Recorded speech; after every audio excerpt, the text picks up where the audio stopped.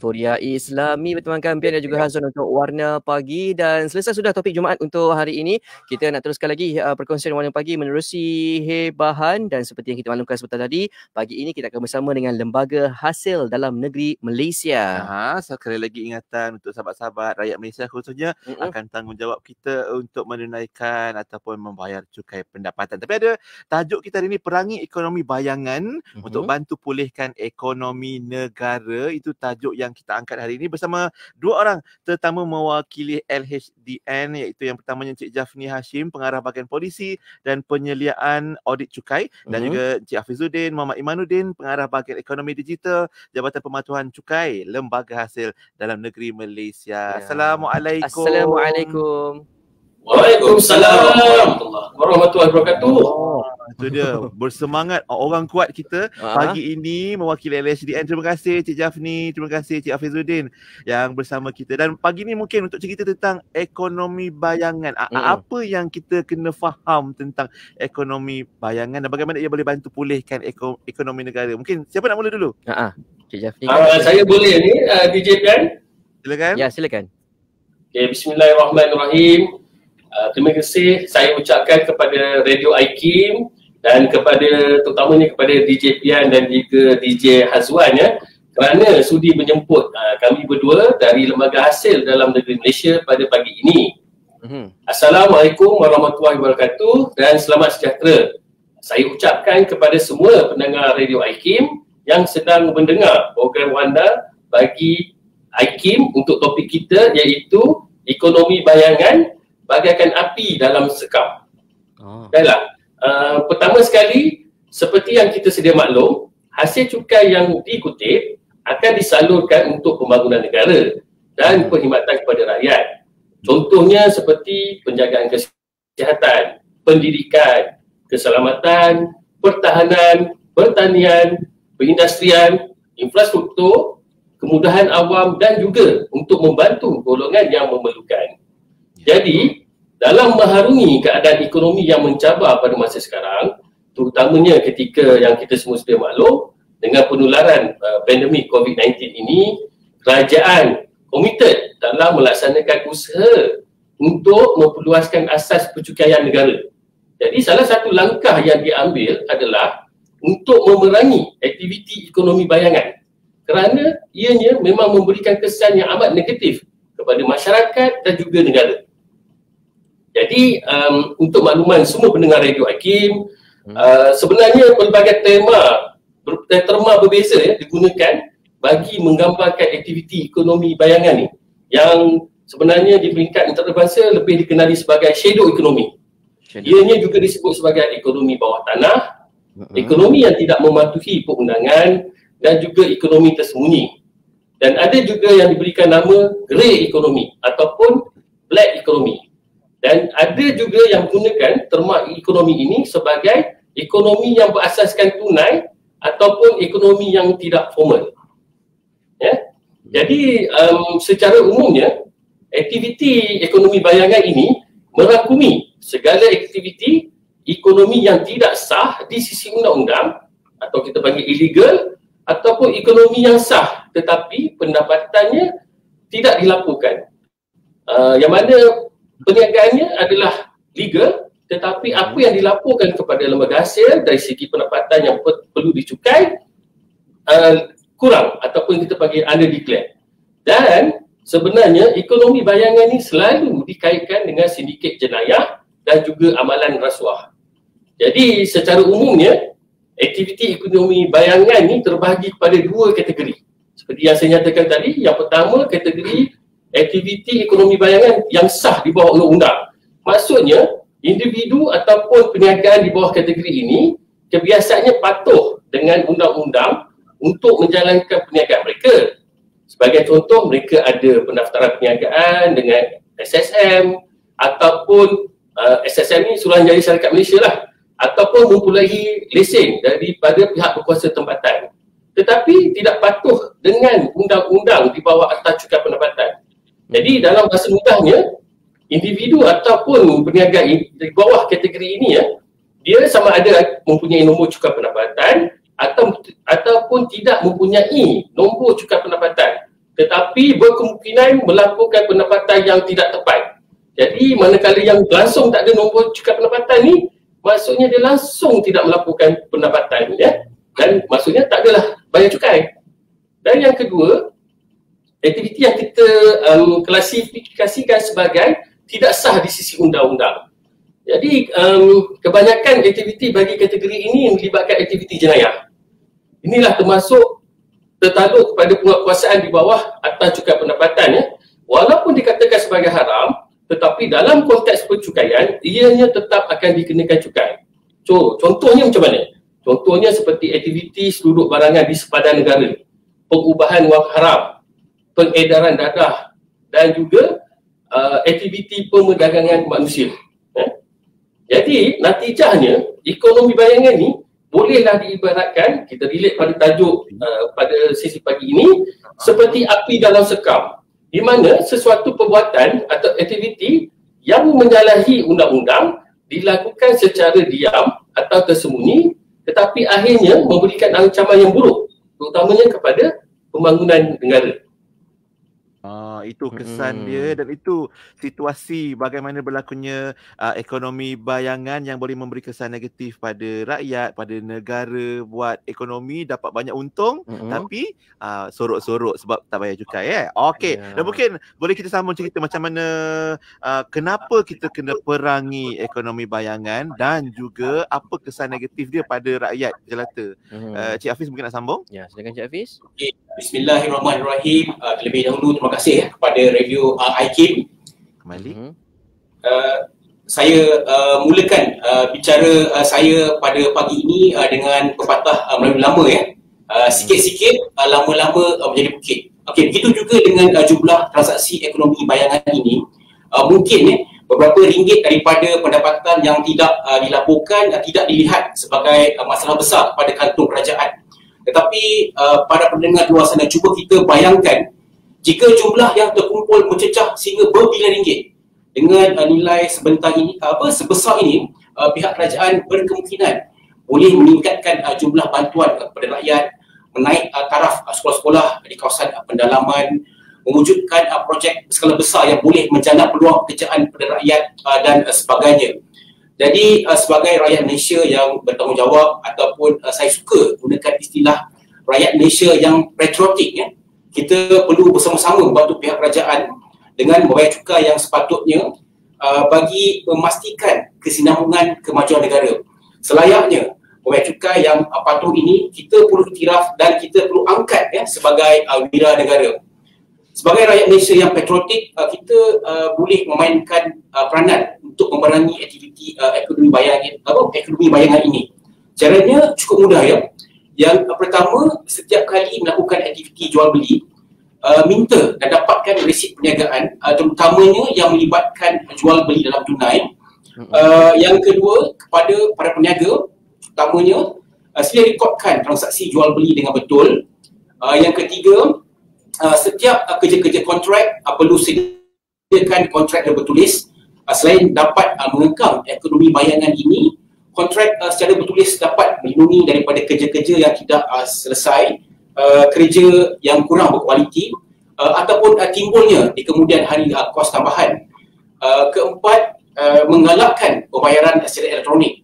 Selain menjamin, ya, transaksi yang selamat, cara ini boleh mencegah daripada virus yang kita takut sekarang, iaitu virus COVID-19. Dan yang terakhir, jika anda mengetahui berlakunya aktiviti ini di sekeliling anda, sila laporkan dengan segera kepada pihak lembaga hasil dalam negeri Malaysia.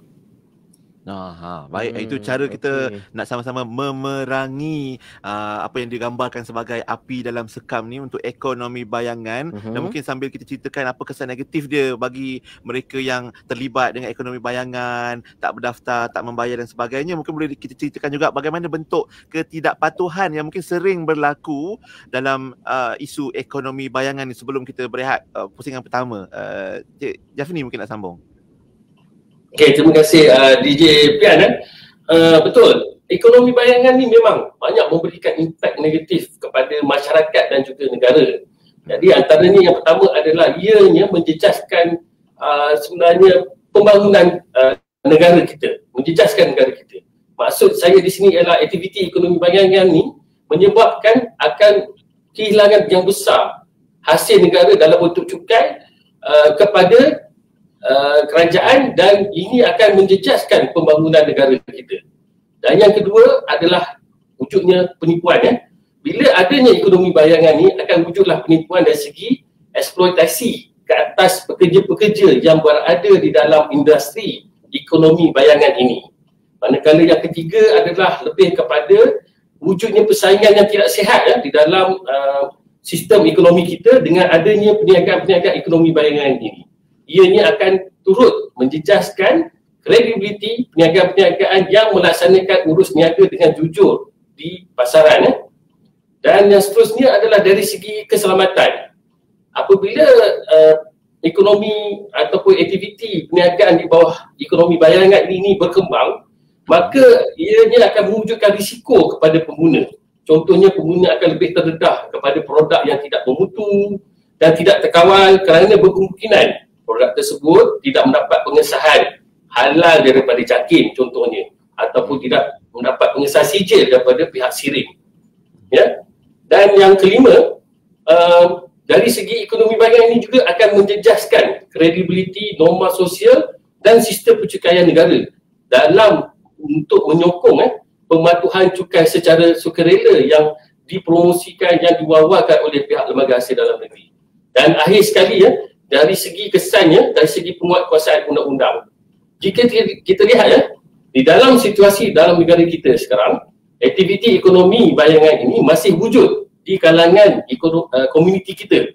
Seolah-olah aktiviti haram ini masih dibenarkan untuk beroperasi secara berleluasa tanpa penguatkuasaan undang-undang yang berkesan.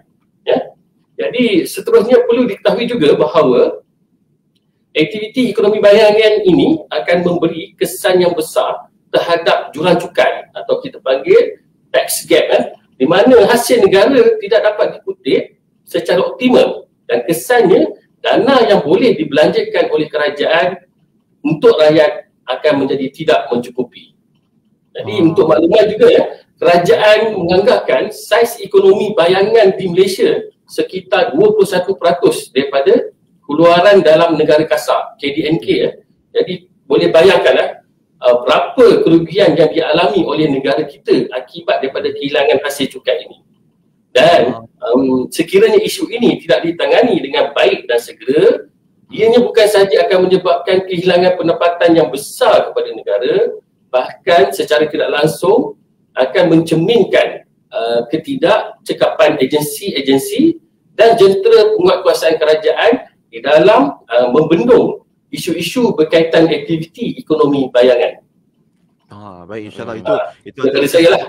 Kesan-kesan lah kalau ekonomi bayangan ni masih lagi berlaku dan masih ada 21% daripada KDNK negara yang kita gambarkan. Maknanya kalau kita dapat atasi, insya-Allah kita sama-sama membantu negara untuk memulihkan ekonomi juga. Cakap tentang resit tadi kan, kadang-kadang kita simpan resit, ramai yang simpan resit sebab nak claim resit makan, resit perjalanan dan sebagainya. Tapi bagaimana tanggungjawab kita untuk menunaikan tanggungjawab sebagai rakyat yang prihatin. Kejap lagi kita akan sambung, kita nak berehat kejap, Cik Jafni dan juga Cik Hafiz Kita akan kembali kejap lagi untuk bicara lebih lanjut bersama LHDN, ekonomi bayangan bagaikan api dalam sekam. Ya, anda semua jangan ke mana-mana, terus bersama kami di Warna Pagi, Inspirasi Inforia Islami. Ayo kita laksanakan cukai demi negara agar terus memakmurkan. Jika kau cintakan negara, bersama membangunkan negara tercinta kita untuk Malaysia. Jom lapor dan isytihar pendapatan sekarang. Maklumat lanjut di www.hasil.gov.my. Buku Fiqh dan Perubatan Awal adalah buku baharu terbitan IKIM. Arahan perubatan awal merupakan arahan bertulis oleh pesakit untuk dikuatkuasakan pada waktu pesakit hilang upaya kognitif untuk membuat keputusan. Buku ini memperhalusi 3 isu utama, iaitu batasan autonomi pesakit dalam membuat arahan, keupayaan kognitif pesakit dalam membuat arahan, dan susunan kelayakan wakil pesakit dalam membuat keputusan melibatkan pesakit. Dengan harga RM20 sahaja, anda boleh dapatkan di ikimniaga.my dan Shopee. hubungi 03 6204 6388 atau 389 untuk maklumat. Bang, ni campur ni satu lagi. Berapa bang? Okey, kejap. Ni harga dia. Murahnya bang. Package combo kembali lagi. Tempas sekarang sementara masih ada. Hubungi 012-686-9236 atau 017-345-2564. Tertakluk pada terma dan syarat. Hari tutup permohonan iklan adalah setiap 16 hari bulan pada setiap bulan. Hiburan mendidik jiwa. Kau tak nampak dia tapi Hanya yang terbaik di IKIM. Inspirasi Inforia Islami. Masih lagi bersama Pian dan juga Hazwan untuk Warna Pagi, dan kita masih lagi bersama menerusi segmen Hebahan kita. Kita bersama dengan Lembaga Hasil dalam Negeri Malaysia, dan siaran ini juga turut disiarkan secara live di Facebook IKIM FM. Masih lagi bersama kita rakan-rakan dari Jabatan Pematuhan Cukai Lembaga Hasil dalam Negeri Malaysia, iaitu Encik Jafni Hashim dan juga Encik Hafizuddin Muhammad Imanuddin. Dan kita sambung sikit lagi Cik Jafni dan Cik Hafiz, bagaimana agaknya tindakan LHDN sendiri ke atas mereka yang terlibat dalam ekonomi bayangan supaya dapat ditunaikan kewajipan tu. Ya, silakan. Encik Hafiz ke? Ya. DJ sebenarnya isu ketidakpatuhan cukai ini merupakan satu isu global dan ianya dialami oleh kebanyakan pihak kuasa percukaian terutamanya di negara-negara maju, termasuk juga negara maju juga ya. Cuma bezanya di sini adalah dari segi percentage ketidakpatuhan yang berlaku ataupun lebih dikenali sebagai tax gap ataupun jurang cukai iaitu perbezaan di antara jumlah cukai yang dikutip berbanding jumlah cukai yang patut dikutip. Jadi perbezaan jurang cukai tersebutlah akan wujudnya tax gap ini. Untuk makluman pendengar semua, ketidakpatuhan cukai ini boleh dikategorikan kepada beberapa jenis, iaitu tidak berdaftar dengan LHDN, tidak melaporkan pendapatan kurang daripada yang sepatutnya, dan juga menuntut pelepasan atau perbelanjaan secara berlebihan. Terdapat banyak faktor yang menjurus kepada ketidakpatuhan cukai ini. Antaranya seperti sikap individu itu sendiri yang seboleh-bolehnya tak mahu bayar cukai, ataupun kalau orang muda sekarang sebut mengelat. Jadi maknanya cuba mengelat daripada membayar cukai. Jadi faktor kedua, wujud ruang untuk melakukan pengelakan cukai, dan yang terakhir kurang pengetahuan berhubung tanggungjawab serta kesedaran sebagai pembayar cukai itu sendiri. Itu dia antara ketidakpatuhan yang berlaku lah, dan juga mungkin sahabat-sahabat kita yang sedang mendengar pagi ni boleh juga tuliskan di ruangan komen apa kesusahan, kepayahan untuk mematuhi tanggungjawab kita untuk membayar cukai, tambah-tambah lagi yang terlibat dalam bidang ekonomi. Dan mungkin Cik Jafni nak sambung lagi tentang tindakan-tindakan kita lah dan LHDN sendiri. Okey, untuk pengetahuannya semua pendengar Radio IKIM, LHDNM sebagai agensi kerajaan yang mentadbir cukai langsung negara, kita sentiasa proaktif di dalam mengambil inisiatif bagi menangani isu ekonomi bayangan ini, dengan tujuan untuk meningkatkan kadar pematuhan cukai dan seterusnya dapat menambah kutipan hasil negara. Jadi antara inisiatif yang telah diambil adalah termasuk dengan kita telah menubuhkan jawatan kuasa pemandu shadow ekonomi di peringkat ibu pejabat, dan juga jawatan kuasa pelaksana di peringkat jabatan, pejabat negeri serta cawangan bagi menjalankan aktiviti pengesanan, pemantauan dan juga penguatkuasaan. Jadi selain daripada itu, LHDN juga turut merangka strategi yang berfokus ataupun secara efisien dan efektif di dalam meningkatkan kecekapan penyampaian perkhidmatan serta kepercayaan orang awam terhadap sistem pencukaian negara. Jadi untuk sesi kali ini saya kongsilah beberapa strategi utama yang dilaksanakan oleh lembaga hasil. Yang pertama adalah penggunaan big data, yang mana ianya big data bertujuan untuk menggunakan data-data dalaman dan luaran bagi mengenal pasti ketidakpatuhan oleh pembayar cukai. Pelaksanaan strategi ini akan dapat menangani aktiviti shadow ekonomi dengan meningkatkan kadar pematuhan di kalangan pembayar cukai, termasuk mereka yang tiada di dalam jaringan cukai. Maksudnya yang tiada nombor cukai pendapatan, yang tidak pernah melaporkan cukai pendapatan kepada lembaga hasil. Dan yang kedua, lembaga hasil juga fokus kepada kegiatan aktiviti haram. Jadi kes ini dikendalikan oleh satu jabatan khas, kita panggil Jabatan Operasi Khas di Lembaga Hasil Dalam Negeri, yang mana ianya akan melibatkan kes seperti aktiviti haram seperti penyeludupan dan juga pengubahan wang haram.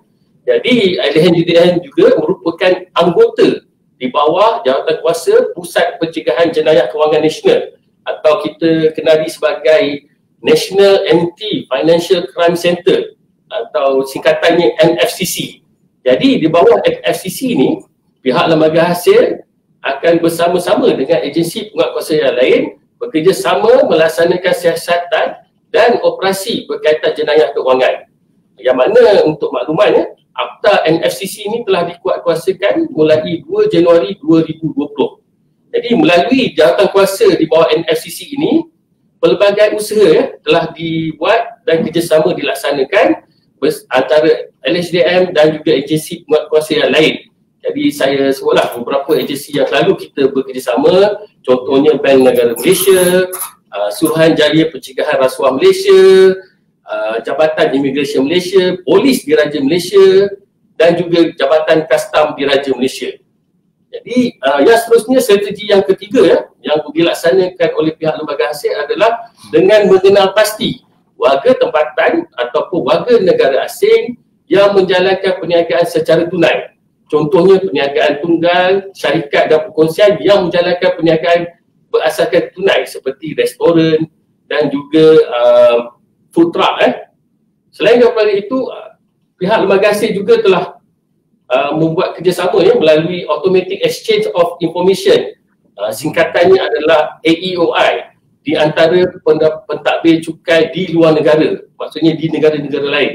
Jadi inisiatif ini melibatkan Common Reporting Standard ataupun CRS yang dianjurkan oleh Organisation for Economic Cooperation and Development, atau kita lebih kenal sebagai OECD, untuk melaksanakan pertukaran maklumat secara automatik, maklumat kewangan bagi tujuan membenteras pengelakan cukai di peringkat antarabangsa.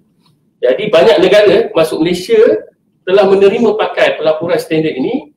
Melalui penyertaan ini, LHDNM akan menerima maklumat kewangan warga negara Malaysia yang ada di luar negara daripada pihak berkuasa cukai negara lain. Dan diharapkan kerjasama ini dapat membantu LHDNM dalam menangani isu pengelakan cukai dan juga isu ekonomi bayangan. Jadi untuk yang strategi yang terakhir ni, saya akan serahkan kepada Encik Hafizuddin, seorang pakar di bahagian ekonomi digital. Kerana strategi yang terakhir ni lebih ke arah ekonomi digital punya tindakan. So saya jemput Encik Hafizuddin. Okey, terima kasih Encik Jafni. Terlebih dahulu saya ingin merujuk kepada takrifan Jabatan Perangkat Malaysia. Ekonomi digital ni dia merangkumi dua sektor industri, iaitu industri ICT dan juga industri bukan ICT. Di sektor industri bukan ICT ataupun yang melibatkan aktiviti e-dagang ataupun e-commerce ni merupakan perniagaan atas talian, di mana pihak kami kena pasti mempunyai risiko ke atas ekonomi bayangan. Lembaga Hasil Negeri Malaysia telah memberi tumpuan yang lebih kepada aktiviti e-dagang ini seperti ekonomi gig contohnya. Saya yakin ramai pendengar di luar sana yang dah familiar dengan istilah ini Dari segi maksudnya, ekonomi gig ini adalah satu sistem pasaran bebas di mana tak wujud pertalian di antara pekerja dan juga majikan. Dalam bahasa mudahnya, mungkin kita boleh sebut sebagai freelancer, dan ianya melibatkan penggunaan platform e-dagang. Contohnya seperti pemandu e-hailing, pengantar makanan, mungkin tutor yang mengajar home tuition, web designer secara freelance dan sebagainya. Selain itu, aktiviti e-dagang ini juga meliputi influencer, di mana seseorang individu yang mempunyai pengaruh dan mempunyai pengikut di media-media sosial, di mana influencer ini menjalankan aktiviti periklanan, promosi, perkongsian video dan sebagainya. Contoh yang menjadi trend pada hari ini adalah seperti YouTuber dan juga mungkin Insta famous. Jadi pihak kami juga memberi tumpuan kepada perniagaan online juga. Di sini ingin saya highlight kepada peniaga-peniaga online di luar sana, secara rutinnya aktiviti perniagaan online ini dipantau oleh jabatan saya sendiri, iaitu Jabatan Pemantauan Cukai, dengan menugaskan pegawai melakukan pemantauan secara harian ke atas website dan juga media-media sosial yang menjalankan perniagaan melibatkan transaksi dagang. Jadi pesanan saya kepada mereka yang aktif berniaga secara online di luar sana, anda sedang diperhatikan. Ya. Oh, okey, baik. Itu dia. Tambah-tambah lagi memang dah menjadi trend sekarang ni kan, online, digital. Kita ada influencer, ada YouTubers dan sebagainya. Anda sedang diperhatikan. Oh, boy. Baik, minta maaf Tuan Jafni dan juga Tuan Hafiz. Kita kesuntukan masa sikit dan terlebih masa ni. Mungkin sebagai kesimpulan, apa pesanan pihak LHDN sendiri kepada rakyat Malaysia supaya jadi pembayar cukai bertanggungjawab? Silakan sedikit seorang. Ya, secara ringkasnya. Okey, Lembaga Hasil Dalam Negeri Malaysia selaku agensi kerajaan yang telah diberikan amanah akan sentiasa berkeyakinan penuh dengan dasar kerajaan yang berhasrat untuk mencorak semula pengurusan negara ke arah yang lebih maju, berdaya saing dan penuh ketulusan, dan amat berharap agar rakyat akan memberikan sokongan penuh kepada kerajaan dengan melaporkan cukai yang sepatutnya. Sebagai rakyat Malaysia yang bertanggungjawab, para pendengar radio, anda boleh melakukan perubahan. Kami percaya orang ramai bersedia untuk membayar cukai kerana mereka tahu bahawa kerajaan akan menggunakan hasil kutipan cukai tersebut demi menjamin kemakmuran dan juga masa depan Malaysia. Untuk makluman semua LHDNM tidak akan mengenakan denda atau penalti sewenang-wenangnya tanpa usul periksa atau tanpa memberi peluang kepada pembayar cukai untuk menjelaskan secara lebih terperinci situasi mereka. Apa yang penting di sini, harapan saya dan LHDNM adalah kami tidak mahu rakyat mempunyai perasaan takut dan gentar terhadap LHDNM. Kami mahu dilihat oleh masyarakat sebagai konsultan yang memberikan nasihat dan pendidikan cukai agar pembayar cukai melaporkan yang sepatutnya sahaja, tidak kurang 1 sen ataupun tidak lebih 1 sen. Jadi LHDN, anda buntu, LHDN bantu. Diharap segala info yang diberikan dalam wawancara ini dapat dihadamkan oleh para pendengar radio IKIM, dan di kesempatan ini juga saya ingin mengucapkan selamat menyambut Ramadan Al-Mubarak. Terima kasih. Sama-sama. Cik Hafiz, okey? Okey, terima kasih. Jadi kesempatan ini saya ingin menyerulah kepada semua rakyat untuk kita bersama-sama melaksanakan tanggungjawab sebagai warga negara yang cintakan tanah air. Jadi setiap sen semangat anda adalah demi Malaysia kita yang tercinta. Jadi saya mewakili pihak Lembaga Hasil Dalam Negeri Malaysia sekali lagi ingin mengucapkan berbilion terima kasih kepada pihak IKIM, terutamanya DJ Bian, DJ Hazwan kerana sudi mengundang kami pada pagi ini, dan juga berbilion terima kasih kepada pendengar radio IKIM di luar sana yang masih setia mendengar hingga ke saat ini. Terima kasih, dan saya ingin mengucapkan selamat menyambut puasa, dan semoga ibadah puasa kita diterima oleh Allah Subhanahu Wa Taala. InsyaAllah. Terima kasih. Baik, alhamdulillah. Terima kasih banyak-banyak kita ucapkan kepada Cik Jafni dan juga Cik Hafizuddin untuk perkongsian hari ini, dan selamat berpuasa juga untuk seluruh warga LHDN. Selamat bertugas juga insya-Allah, dan selamat beribadah. Jumpa lagi insya-Allah. Cik Jafni, Cik Hafiz. Assalamualaikum. Assalamualaikum. Assalamualaikum warahmatullahi wabarakatuh. Alhamdulillah. Itu dia tetamu kita untuk Hebahan LHDN pagi ini. Ekonomi bayangan bagaikan api dalam sekam, menutup tirai warna pagi edisi Jumaat Sayyidul Ayyam. Lepas ni Yati yang akan sambung tugasan. Yati dah masuk studio. Ayo kita dah lebih masa. Yati dah marah dah ni. Yati hari ni untuk tarbiyah Ustazah Nazira Abu Bakar nak buat tajuk apa ni Yati? Hari ni nak ambil kisah daripada kisah Nabi Ayub alaihissalam. Belajar jadi ikhlas. Masya-Allah. Menariknya. Sama-sama bersama Yati sebentar lagi, dan untuk warna pagi jumpa Isnin depan sehingga itu. Assalamualaikum warahmatullahi